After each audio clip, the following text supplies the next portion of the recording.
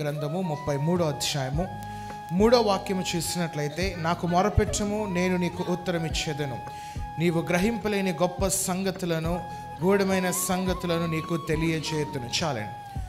జీవితంలో మరిందాక సేవకులు చెప్పిన రీతిగా క్రైస్తవుడికి ఏది ఆయుధం అంటే ప్రార్థనే గొప్ప ఆయుధం.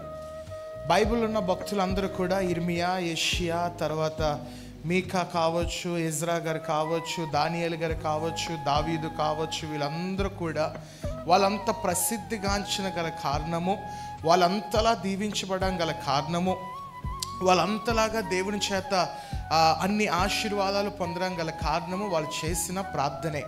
యవనస్తులైన మీరందరూ కూడా, ప్రాముఖ్యంగా విశ్వాసులైన అందరూ కూడా, మీరందరూ కూడా చేయవలసిన ప్రాముఖ్యమైన విషయం ఏంటంటే, తెల్లవారుజామున లేచి మొబైల్స్ చూసుకోకుండా, ఎవరు మెసేజ్ పెట్టారని చూసుకోకుండా, మీరు దేవునికి మోకరించి 2 చేతులు జోడించి ఆ దినమును ప్రారంభించినట్లయితే ఖచ్చితంగా దేవుడు ధైర్యాన్ని నింపుతాడు.